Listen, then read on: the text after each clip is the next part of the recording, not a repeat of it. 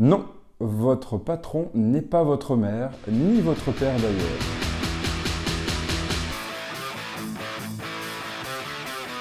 Être parent et entrepreneur, c'est une sacrée aventure.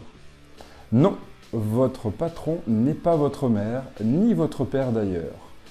Bonjour, je suis Evan Boissonneau et vous êtes bien sur la chaîne des parents entrepreneurs. Aujourd'hui, je souhaite vous parler d'un livre qui a chamboulé ma vie, rien que ça. Un livre dont je pense il faudrait le mettre dans la main de tous les parents, de tous les entrepreneurs. Ce livre, c'est « Ne prenez pas votre patron pour votre mère ». Bâtir l'autonomie, le respect et le succès au travail. Rien que ça, dis donc, c'est prometteur. Et ce livre, je souhaite vous en parler sur plusieurs vidéos. Ce livre est pour moi une référence pour se poser les bonnes questions en tant que parent, mais aussi se poser des questions en tant qu'entrepreneur et même salarié, sur ce que l'on est et ce que l'on est aussi lorsqu'on est stressé, et surtout ce que l'on a été. Puisque en fait, le livre part d'un principe, c'est que, avec son titre accrocheur, on peut se dire, oui, en fait, non, mon patron, c'est pas ma mère.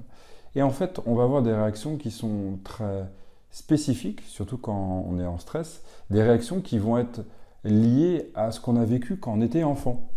Donc, ce que nos parents nous ont éduqués aussi, et ce qu'on a vécu quand on était à l'école, mais ce que aussi nos frangins, nos frangines ont pu nous apprendre, et comment on a appris à réagir face à ce stress, face à ces colères, face à cette jalousie. Comment on réagit par rapport à ça? Eh bien, ces réactions, on les a ancrées en nous au plus profond de notre cerveau, dans l'inconscient selon l'auteur, mais en tout cas, ces réactions, elles vont ressortir 20, 30 ans, 40 ans plus tard. Oui, ça paraît complètement hallucinant de se dire que 20 ou 30, voire 40 ans plus tard, ça revient, ça ressort, et pourtant, bien le cas, puisque on va, par exemple, lors d'une situation stressante, se bloquer. On va réagir dans une situation stressante en fuyant, en partant, ou alors en se mettant en colère, alors qu'on ne comprend même pas pourquoi on se met en colère, ou même pleurer. Pourquoi on pleure en entreprise? Est-ce qu'on a le droit de pleurer en entreprise?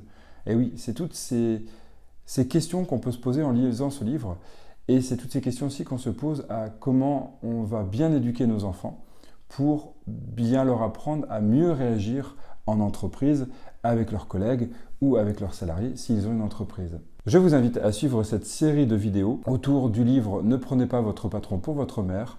Vous en saurez un peu plus sur vous-même, vous en saurez un peu plus sur comment mieux réagir avec vos salariés et aussi pour mieux éduquer vos enfants.